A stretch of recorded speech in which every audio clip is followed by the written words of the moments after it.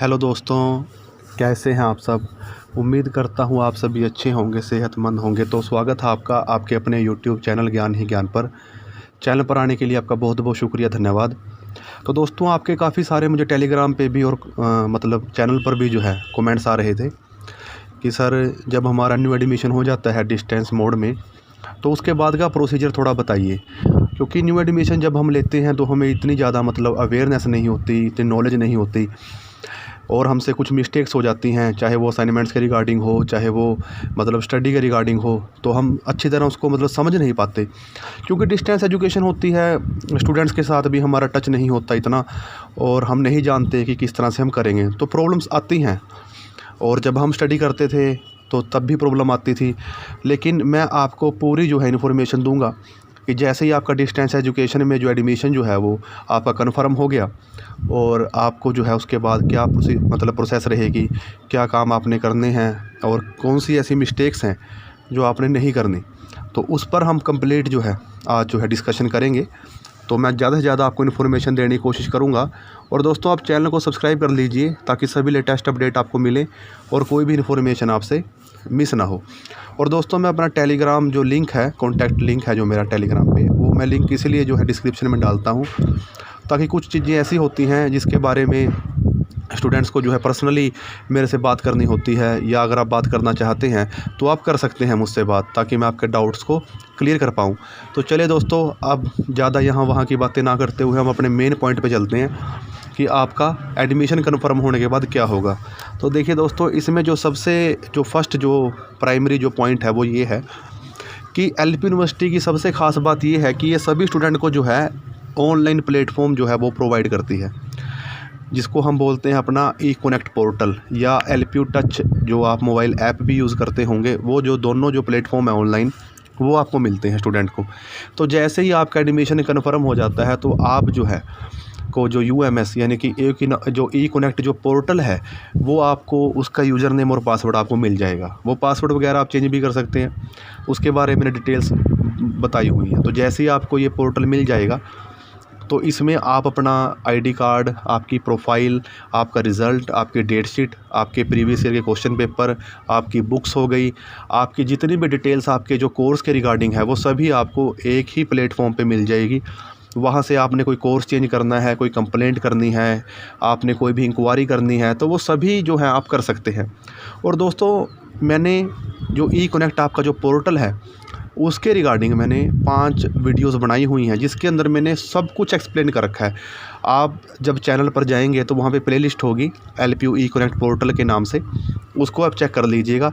आपको जिस भी टॉपिक को समझना है, मतलब उसमें मैंने हर एक मेन्यू को, चाहे वो एग्ज़ाम का जो मेन्यू हो, चाहे वो ई रिसोर्सेज का मेन्यू हो आपका, चाहे वो माई अकाउंट का मेन्यू हो, पासवर्ड कैसे चेंज करना है, हर एक डिटेल मैंने उसके अंदर बताई हुई है। तो सबसे पहले तो आपने अपना ई कनेक्ट जो पोर्टल है एडमिशन के बाद उसको एक्सेस कर लेना है, क्योंकि आपके सभी नोटिफिकेशन, आपके सभी मैसेज जो है वो उसी आईडी के अंदर आपको मिलेंगे। तो आपने इस बात को ध्यान में रखना है कि आपने अपने ई कनेक्ट पोर्टल को पूरी तरह से एक्सेस करना जो है वो सीखना है। तो उसके लिए आप मेरी वीडियोस को देख लीजिएगा। पहला पॉइंट तो ये है। दूसरी बात, जब आपको ई कनेक्ट आपने स्टार्ट कर लिया तो उसके बाद आपकी सेमेस्टर वाइज एग्जामिनेशन होगी, या आपका जो ईयरली जो है, पहले एग्जामिनेशन तो जो मतलब एनुअल सिस्टम भी था, सेमेस्टर सिस्टम भी था, लेकिन अब सभी का सेमेस्टर सिस्टम ही है। तो जैसे ही आपकी असाइनमेंट आएंगी हर सेमेस्टर के लिए, तो उस असाइनमेंट के रिगार्डिंग भी मैंने वीडियोस जो है चैनल पे डाली हुई हैं कि असाइनमेंट कैसे डाउनलोड करनी है, कैसे अपलोड करनी है, कंप्यूटर से कैसे करनी है, मोबाइल से कैसे करनी है। तो वो सारी डिटेल्स जो हैं आप देख लेंगे। तो असाइनमेंट आपको, जैसे आपके 4 सब्जेक्ट हैं तो चारों सब्जेक्ट की आपको असाइनमेंट मिलेगी, हिंदी, इंग्लिश या जो भी आपके सब्जेक्ट हैं, चाहे आप कंप्यूटर साइंस से हैं, लाइब्रेरी से हैं। हर एक स्टूडेंट को जो है कंपलसरी है असाइनमेंट को करना। 20 मार्क्स की एक सब्जेक्ट की असाइनमेंट रहती है, तो उसको आपने फिर असाइनमेंट्स को बना के सबमिट करना है और उसी सब्जेक्ट में फिर आपके मार्क्स लग जाते हैं असाइनमेंट के 15, 16, 17, 12, तो इस तरह से। तो अगर आपको उसमें मार्क्स कम लगते हैं या आपने दोबारा अपलोड करनी है तो उसकी कुछ फ़ीस होती है, जैसे 100 रुपीज़ फ़ीस होती है, तो आप उसको दोबारा भी कर सकते हैं अगर आपने मार्क्स को जो इंक्रीज़ करना है। ठीक है, तो असाइनमेंट्स आपको हर एक सब्जेक्ट की मिलेंगी, वो आपको बनानी है। इसके रिगार्डिंग मैं वीडियो डाल चुका हूँ। अगर आपको वो वीडियो नहीं मिलती तो टेलीग्राम पे मैसेज कीजिएगा, मैं उसका लिंक आपको सेंड कर दूँगा। और आगे हम बात करते हैं जो मोस्ट इम्पोर्टेंट है, वो है पीसीपी क्लासेज यानी कि पर्सनल कॉन्टैक्ट प्रोग्राम। इसमें क्या होता है दोस्तों, जितने भी डिस्टेंस एजुकेशन के स्टूडेंट्स हैं उनको यूनिवर्सिटी 10 डेज़ की या 15 डेज़ की क्लासेस देती है। फ़िलहाल तो कोरोना की वजह से वो ऑनलाइन लगी हैं, लेकिन वो ऑफलाइन होती हैं। उसमें स्टूडेंट को जो है हॉस्टल जो है वो मिल जाता है 10 दिन के लिए, 14 दिन के लिए, 15 दिन के लिए, जितना भी मतलब ड्यूरेशन रहती है क्लास की। तो ये कंपलसरी नहीं है। असाइनमेंट बनाना आपके लिए कंपलसरी है, उसमें आपकी री आ सकती है, लेकिन पीसीबी क्लासेस लगाना आपके लिए कंपलसरी नहीं है। लेकिन अगर आपने रजिस्ट्रेशन कर लिया फिर आपके लिए कंपलसरी है पीसीबी क्लासेस को लगाना, नहीं तो आपको नेक्स्ट सेमेस्टर से फिर वो बाहर कर देंगे। फिर आप नेक्स्ट सेमेस्टर के लिए पीसीबी के लिए अप्लाई नहीं कर सकते। ये भी टर्म एंड कंडीशन होती है पीसीबी की भी, उस पर भी मैं वीडियो बना चुका हूँ। अगर आपको नहीं मिलती तो टेलीग्राम पर मैसेज कीजिएगा, लिंक मैं सेंड कर दूँगा। तो दोस्तों पीसीबी क्लासेज में यही होता है कि आपका जो सिलेबस रहेगा उसके रिगार्डिंग आपको जो प्रोफेसर होंगे यूनिवर्सिटी के, वो आपको ऑनलाइन क्लासेस देंगे या ऑफलाइन क्लासेस देंगे, वो जैसा भी रहता है। हर बार रूल चेंज होते हैं। अभी तो ऑनलाइन ही चली थी, क्या पता आगे भी ऑनलाइन हो।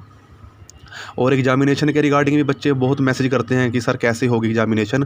तो वो गाइडलाइंस जब आएंगी तभी हमको कंफर्म होगा कि कैसे आपकी होगी, ऑफलाइन या ऑनलाइन। अभी तक तो ऑनलाइन ही हुई हैं।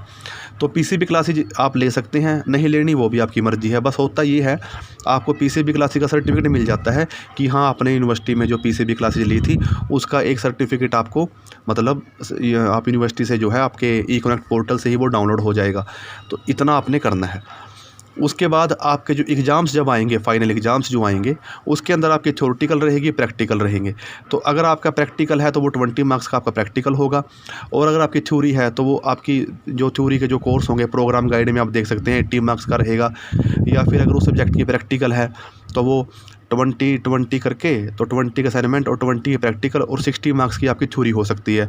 तो ये तो हमें अपने प्रोग्राम गाइड में चेक करना होगा कि हमारा कौन सा सब्जेक्ट के अंदर 80 मार्क्स की थ्योरी है, इसमें हमारी 60 मार्क्स की थ्योरी है, और किस तरह से आपने स्टडी करनी है। तो अगर प्रैक्टिकल में री आ जाती है या थ्योरी में री आ जाती है तो 250 फ़ीस है उसकी दोबारा एग्जामिनेशन देने की। और दोस्तों यूनिवर्सिटी जो है परसेंटेज नहीं देती, ग्रेडिंग सिस्टम है यूनिवर्सिटी का, आपको ग्रेड्स मिलती हैं CGPA TGPA, इसके बारे में मैं समझा चुका हूँ।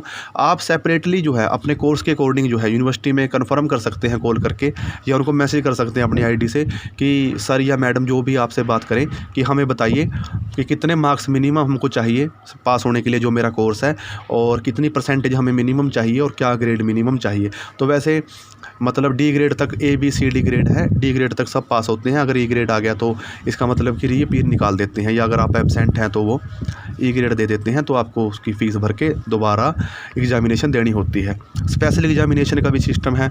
अगर आपका फाइनल सेम है और आपका जो है री आ गई तो 1000 कुछ ऐसा रहता है फ़ीस का, तो वो आप दोबारा भी दे सकते हैं, तो कोई इशू नहीं है। तो दोस्तों ये जो मेन पॉइंट्स पे मैंने बात की है आपके साथ, और मैंने कोशिश की है आपको समझाने की।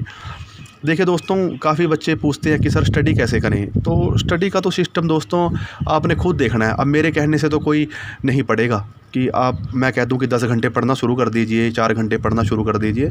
सभी का अपना अपना सिस्टम होता है, अपने अकॉर्डिंग ही सभी स्टडी करते हैं। तो उसके हिसाब से आप देख लेना आपने कैसे स्टडी करनी है, कैसे नहीं करनी, वो आपके ऊपर है।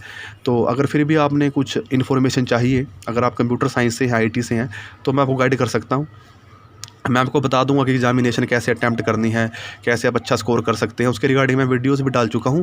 फिर भी अगर आपने पर्सनली मुझसे कांटेक्ट करना है तो टेलीग्राम लिंक पे कर लीजिएगा। तो दोस्तों मैंने कोशिश की है आपको सारी बात समझाने की, फिर भी कोई पॉइंट रह गया हो तो मुझे माफ़ कीजिएगा। और आप अपना एक्सपीरियंस भी जो है शेयर कर सकते हैं कमेंट्स में, ताकि और स्टूडेंट्स को भी जो है आपके थ्रू इन्फॉर्मेशन मिले।